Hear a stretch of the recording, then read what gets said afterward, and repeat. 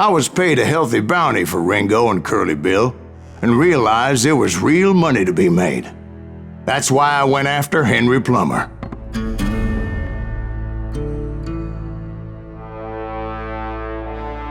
Wasn't he the sheriff who augmented his income by shaking down miners and robbing gold shipments? That's the one. Oh yeah, I remember him. He ran that gang of thieving outlaws called the Innocents. So it's true that you went toe-to-toe with him? Indeed I did, son. Indeed I did.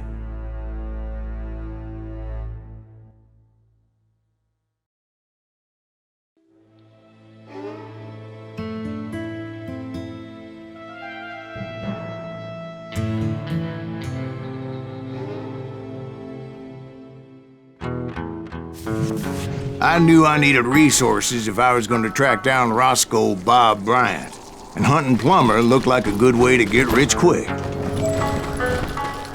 As the local vigilantes exposed him as the leader of the bandits, and put a generous price on his head. Plummer rallied his gang to plunder one last gold mine before making their escape, and that's where I thought I'd find him.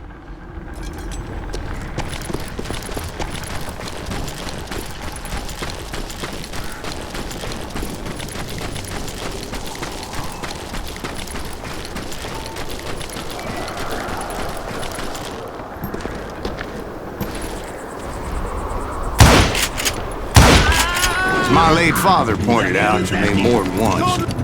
God made men, but Samuel Colt made them equal.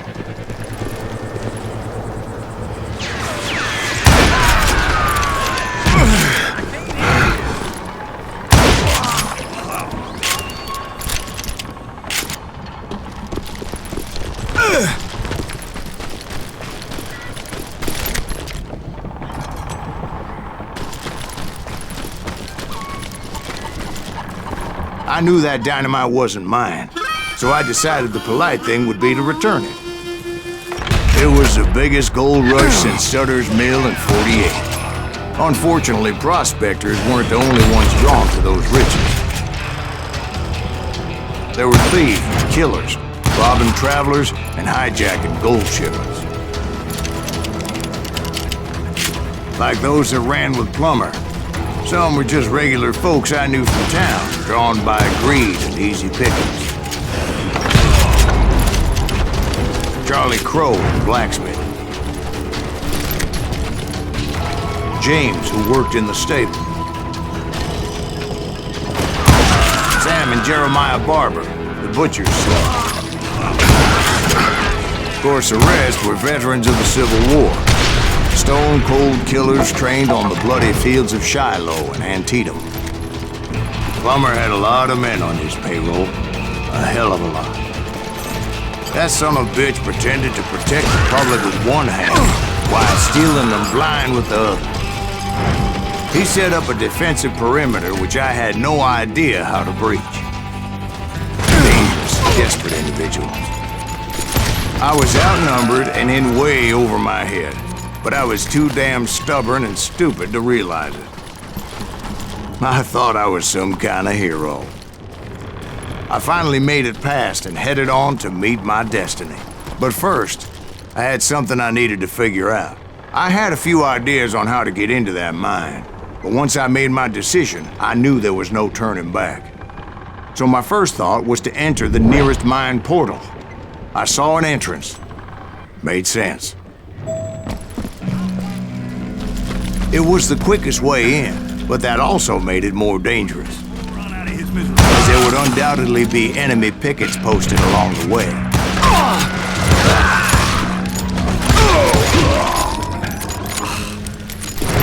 Get out here! You're done. Besides, once you enter a mine like that, it's easy to get all turned around. And that confusing maze of corridors wouldn't even be the worst of it. Some of those shafts could be as deep as hell. A single stumble or misstep can easily end in a deadly plunge to oblivion.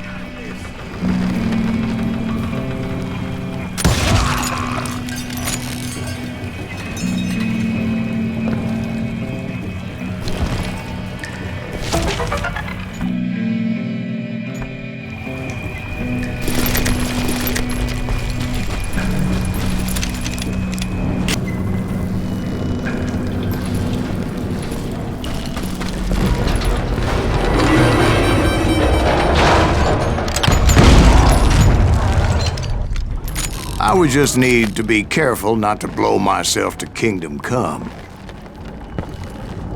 Take that asshole! With all that gunpowder and dynamite everywhere, a body has to know what he's shooting at.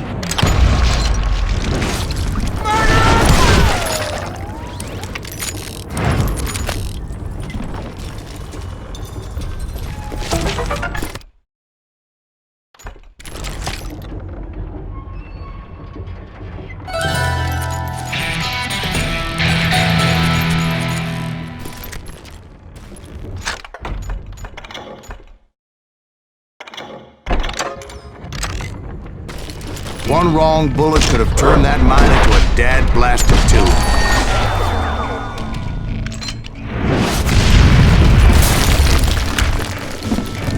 I freely admit that my plan of attack was not just moronic, but clearly insane.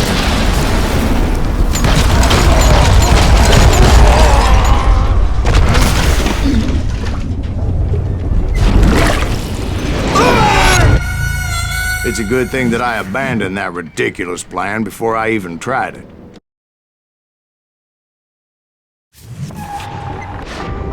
Instead, I spotted a ladder, a way into the mine from the opposite side.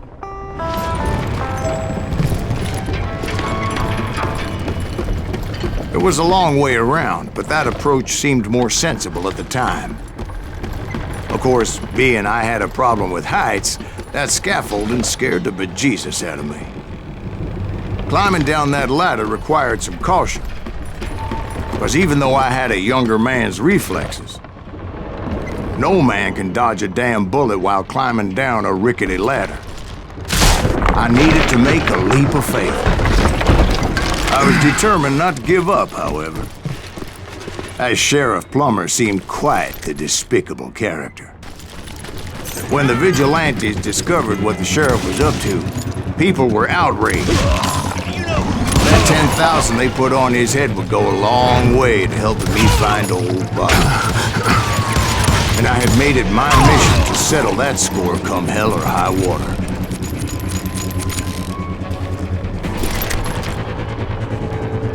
But first, I would have to make a choice. Take the elevator or climb the ladder.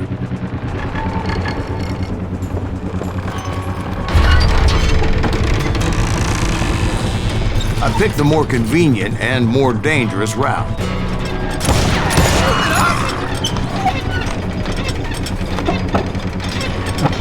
Show yourself, coward!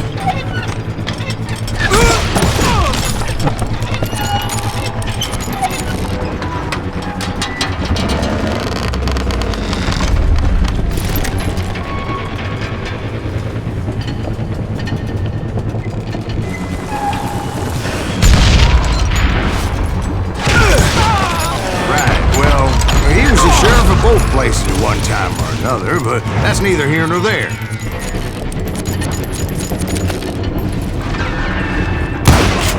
The point was, taking him down would save a lot of lives, including my own.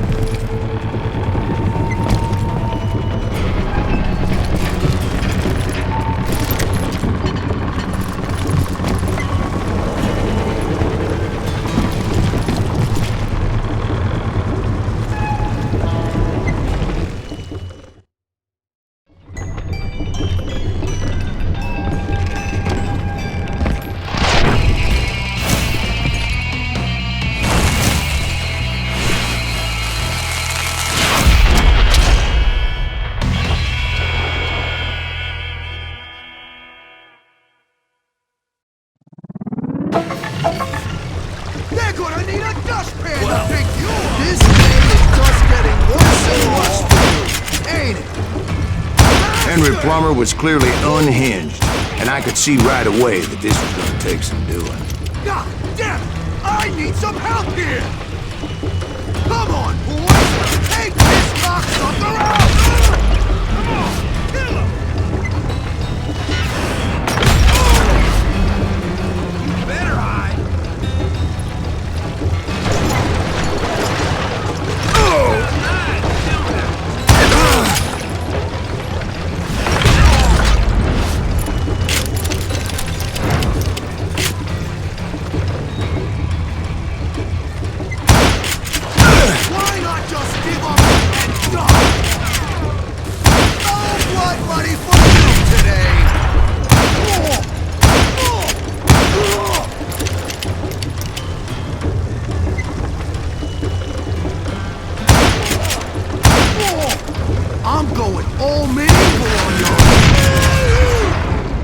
that's how Henry Plummer died.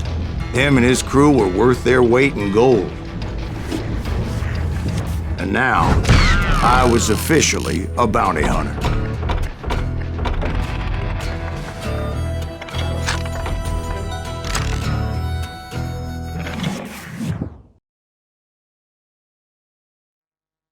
So, did you finally go after that Bob feller? Well, I heard word he was in Kansas with John Wesley Hardin, so that's where I went. Where in Kansas? Abilene. Why do you ask, Ben? No reason. Was Hardin as fast as Ringo? Ringo was fast, but John Wesley was as fast as the devil himself.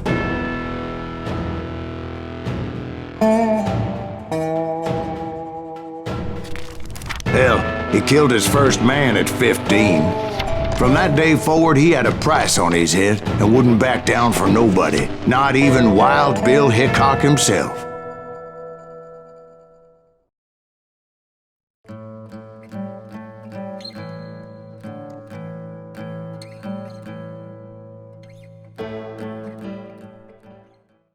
I dodged death many a time, and that night in Abilene was no different.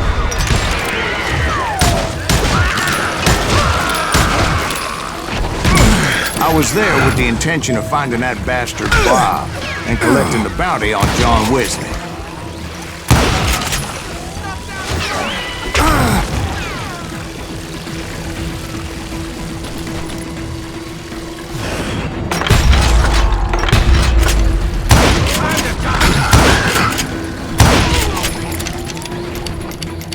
I thought the Texas Rangers got Hardin.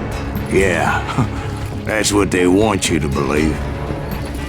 It was cold in a witch's tit and a brass bra that night as I fought my way past his loyal compadres to the very same saloon we're sitting in today. Look around and imagine this place painted in blood. Hardin was waiting for me, and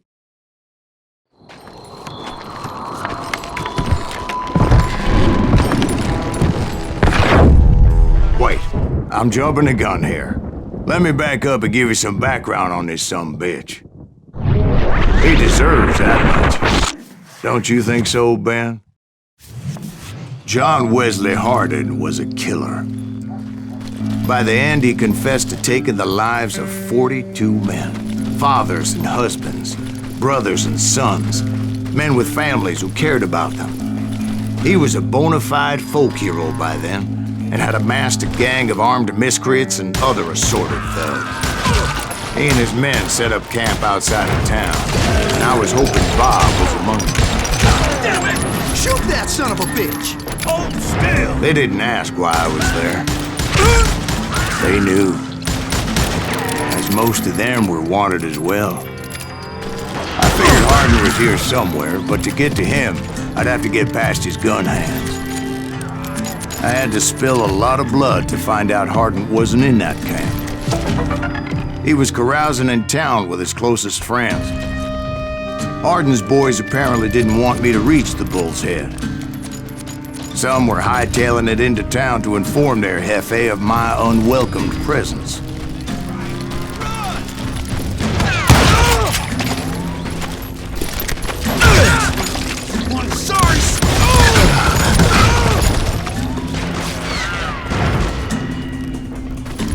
I can kill you with either hand. Yeah, you know you can't beat me. Tell Hardin someone's coming for him.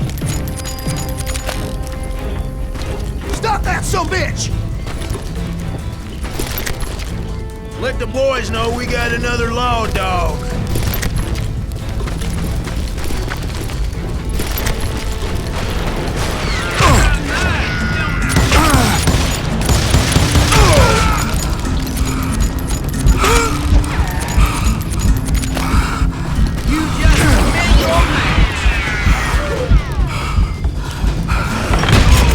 I wondered if Bob was among them.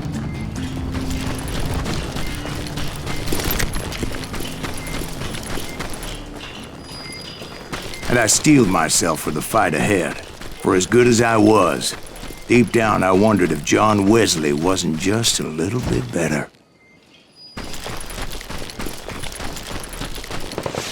Before I could test my mettle against Hardin, however, I would first need to dispatch his cadre of hired killers.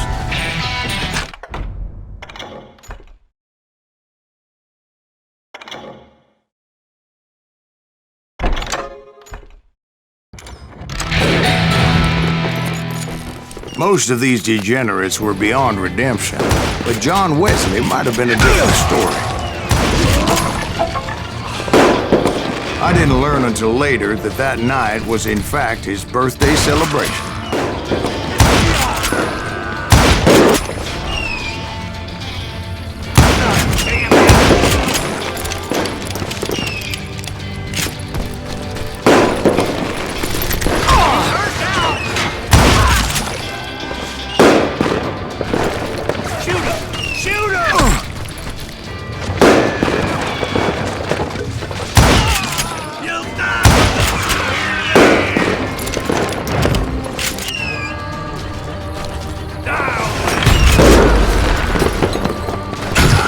I think I already mentioned that I found Hardin in this very saloon.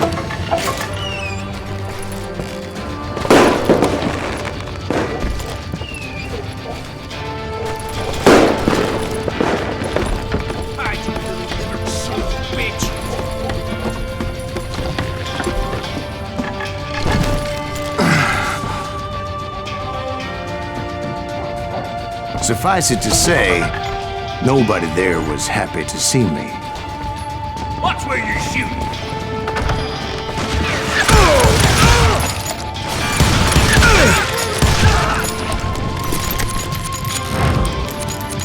Can't get a good shot at it.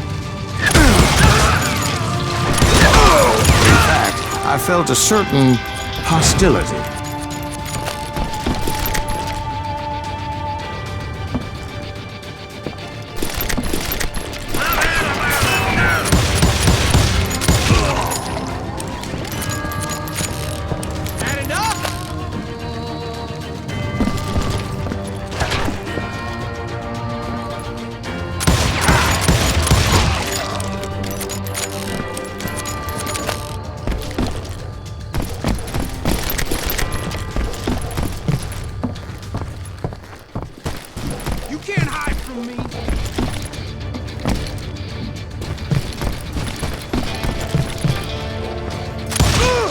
I was disappointed that neither Bob nor John Wesley were among the dead. But that was short-lived, as a moment later I was facing down the fastest gun in the West.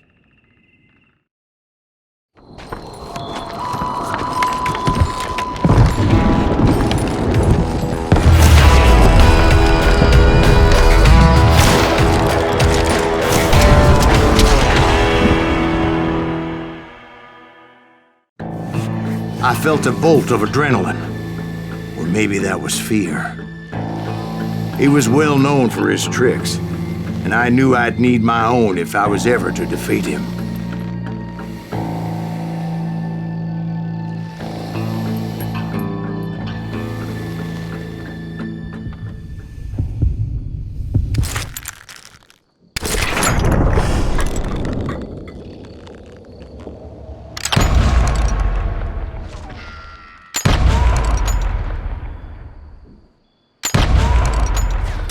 That man was faster than greased lightning, but being inebriated as he was, he didn't count his shots. And now, he was at my mercy. So he didn't die? No, I sent him to prison. Years later, after he was free, some restless avenger took his life. Shot him in the back in a saloon just like this one. Anybody up for another beer? Ben?